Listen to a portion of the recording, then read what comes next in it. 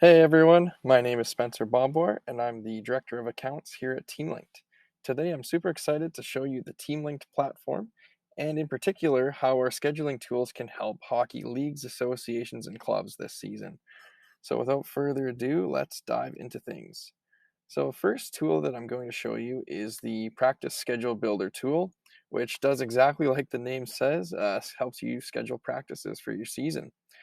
So we do recommend that if you're using the practice scheduler tool, that you create one different practice schedule per division. Just being that there'll be different lengths of ice time, maybe different number of teams needed on the ice, and that sort of thing just helps keep things organized. So I already have a U13 schedule made for practices. What I'll also do is a U15 practice schedule here today. What we'll do, we'll pick the division that we're going to be scheduling, which is U15. Pick the first day of our practices, how many weeks we're going to do. So if you want to schedule your whole season at once, you're more than welcome to here. And maybe it's 25 weeks, let's say. But just for this example, we'll just do 4 weeks. We'll do the first month of the season. And then finally here, this teams per practice.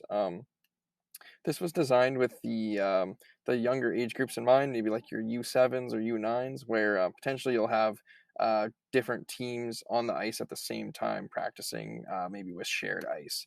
So we've seen up to 4 teams on the ice at once, but just for the U15, for example, there'll just be one team on the ice at once. So we'll click create here, and what that'll do is it'll spit out a preliminary schedule with all the teams and all the practices for the month for this scenario. What we'll do then is we're going to jump into the left-hand column here and go through each of the tabs. And at the end, we should have a practice schedule built out. So first, if we go to the settings tab at the top here, you'll see a couple of settings that we set before, but the one I'm going to focus in on here is event duration. So how long the practice is going to be, let's say 60 minutes, that's probably good. And then the time between, which would be your time to let the Zamboni go and clean the ice. So let's allot 15 minutes between each practice. And again, too, you can set a priority to try and fill certain locations first or have just the earliest time available scheduled. So we'll stick with that one. And if you have a preferred day that you want them to practice, you can drag and drop these around as well. Anytime we click this save and rebuild button, it's going to re-randomize the whole schedule. So what we'll want to do is go through all these settings on the left first, and then kind of go from there. So under the Teams tab, we'll have all the teams that we want in this practice schedule that we're making. And with that too, each team you can actually drill down into as well and add in certain restrictions. So maybe the Blues, their mandatory practice facility is Memorial Arena, or maybe they prefer to go to, let's say, Memorial Arena. You can drag and drop that sort of thing. And then it'll just basically give preference to that rink for that specific team. And then as well, maybe they're not available on a certain day or a day of the week. You can specify these in here as well. So again, if we click this save and rebuild button, it'll reroute things for us. Next is the availability tab. This is where you're going to put which one of your arenas or rinks is available at certain days and times. So for this example, we will do, we have Rogers Arena and Scotiabank Place available on Tuesdays and Thursdays from, we'll go 7 p.m. right until 10 p.m. So that's when we have enough availability. And then with that as well, let's say we have Memorial Arena also available on, let's do Sundays from, let's do again 7 p.m. And maybe we just, for this example, we have it available for maybe one time slot. So let's say 8:15-ish. With that too, if there's any certain days you don't have these arenas available, you can add an override in. Or if there's a certain day that you don't want any practices, you can add a blackout date. So for this example, let's do maybe Christmas Day, and let's do maybe New Year's Day as well. We'll do that one too. Click Save and Rebuild. And with that, what we're going to see is some unscheduled events up here. So basically, all that means is that we don't have something set in our settings correctly. So as we go down, we should hopefully correct this in the schedule here. So the next tab, which is arguably the most important one, is this weeks tab. So in here, we're going to pick how many times each team is going to practice during the week and whether that can be on different days. So for this, let's say each team practices once per week. But as we put in before, it looks like they can do Tuesdays, Thursdays, or even Wednesdays. So we'll put that they can be scheduled on multiple days, apply that to 4 weeks that we're scheduling, and then save and rebuild here. So it looks like we are pretty close with our Tuesdays, Thursdays, and Sundays booked. But basically, what we have here is not quite enough location availability to schedule that last team. So in this scenario, what we'll do is let's say we're going to extend Thursday by an hour to fit in a practice for this one team here. So under the availability tab, we will go, actually, let's extend Sunday just for simplicity's sake. We'll go extend this to 9:15 p.m., click save and rebuild. And now it looks like we have enough availability. So they'll be practicing a little later on Sunday, but now each team is getting their one practice in a week. If we scroll down, we can see all the practices that are scheduled. And one of the coolest things that I think in the practice scheduler that I find really handy is this drag and drop feature. So if you need to maybe shuffle around things, you want to switch which teams are practicing where, maybe you want to switch up one of the arenas or something like that, you can do that. This is what we call a manual override, and it'll basically just go, it'll disrupt the randomization that occurred. On the right here is one of the also most valuable tools, in my opinion, is the summary. So what we can see here is a summary of how many times each team is practicing at certain arenas. Looks like it's pretty balanced, but let's say we wanted the Knights to practice at the Scotiabank Place Arena one more time than they are. What we can do, find the Knights in here, find someone that's practicing at the Scotiabank Place, and then you can see it updates in real time. Now they're practicing at each rink in this month. That being said as well, you also get a summary of the different start times, and yeah, you can try and keep those as balanced as you can by dragging and dropping to edit, or you can actually click in to edit any event manually as well. The final thing that I'll mention is once the schedule is published, which I'll do shortly here, you can update all of the practices in a different section, or if there's significant changes that need to happen to this practice schedule that you're building, you can actually unpublish it, reroute things, and then republish. But for minor changes, I'll show you how to do those later on. But let's say there's one maybe manual practice that you want to add this first week. One of the teams is let you know they're going to be practicing. All you would simply do, add in the team. Maybe they got availability at Trout Lake Rink on September.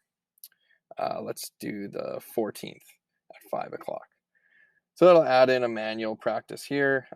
Again, it's going to add in on the summary side as well.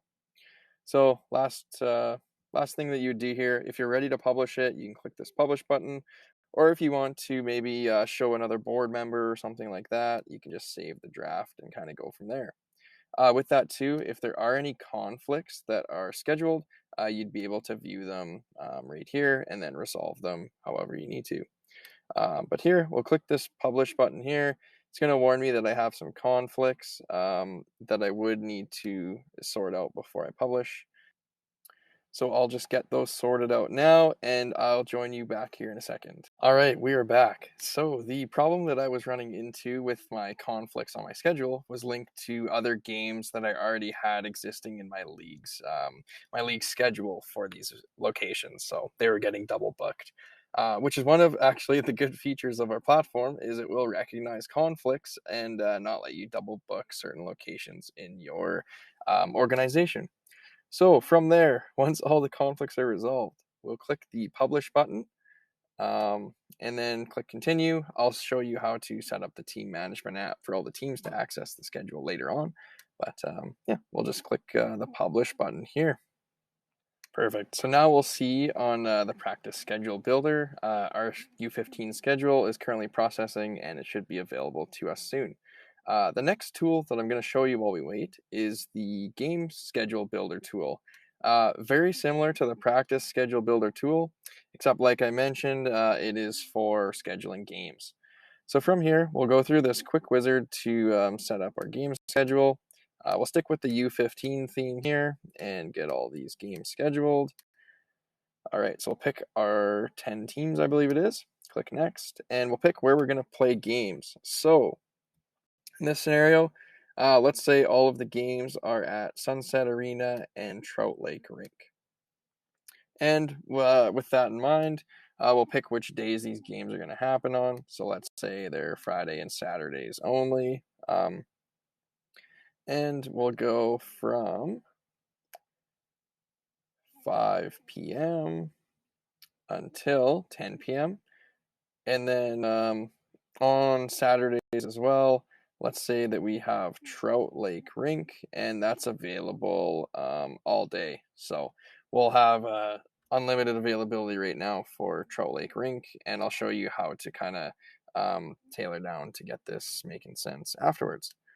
So click next here. Are there any exceptions to the location availability? If there are and you don't have a location available a certain day, you can click yes. From there, if there's certain teams that prefer to play at certain arenas, you can select those here. From there, you'll pick your start date of your schedule and how many weeks you want to schedule for. So we'll stick with the theme of the practice scheduler and just do 1 month's worth of scheduling, and we'll start on September 1. Actually, you know what? Let's start on September 1. That'll work fine. Do you have any bye weeks in your schedule? If you do, you can put them in there. How long you need your games to go for. So let's say 90 minutes just to be safe here, and maybe 15 minutes for a flood afterwards. And then from there, what we'll want to do is we'll put Friday as the preferred day for games, and then Saturday is the secondary. Are there any blackout dates? So again, like the practice scheduler, maybe you want to restrict Christmas and New Year's at some point, but because I'm only doing 4 weeks, I'll just keep this wide open. And then from here, how many games per week do you want each team to play? We'll do 1 game, but those games can be on different calendar days, so it'll allow us to do the Friday and the Saturday that we've designed there. Then from there, we click finish, and a game schedule will be auto-generated for us. So you'll notice, it front-loaded Fridays, and then it kind of just let us do whatever was left on Saturday mornings. If you did want to further tailor that, you can do it same as on the practice scheduler on these toggles on the left here. But just in the essence of time, I won't go through that again, but same process as the practice scheduler, you can publish things and kind of go from there. If your league or association or club is in the scenario where maybe you're given a league schedule of games that you want to just get into the TeamLinkt platform, what you can actually do too is there's either a quick add option or an option to import in via spreadsheet. So if we go to add import on the scheduling tab here, which I went to scheduling scores, scheduled events.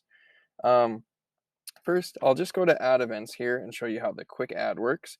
So this is awesome for adding just a handful of events at once, and it can be games, exhibition games, practices, that sort of thing.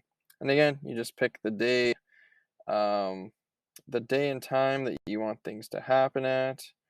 You can pick who's playing, so maybe the Blues and the Flyers on a certain location, Sunset Arena, and we need an hour and a half. And again, you can add more games if you'd like here, but I'll just add one to kind of show you how that works.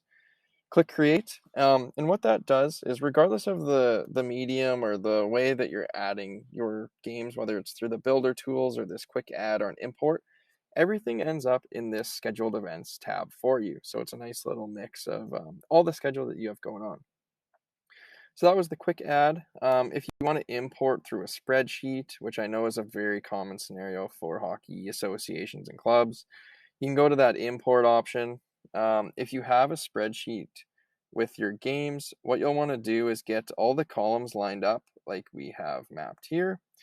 And from there, you can go take your data that you've lined up here. So I'll just pick a handful of games here to import. You can copy them and paste them into here.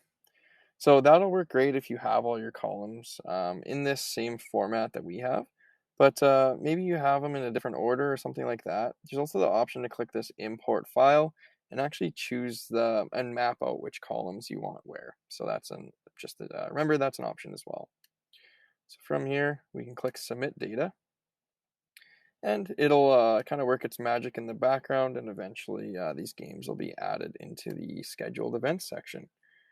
So what we've covered so far is the practice scheduler tool, the game schedule builder tool, the quick add of events, and the import of events. So with all these options, there should be enough to get every single game in practice that you'd like scheduled on here.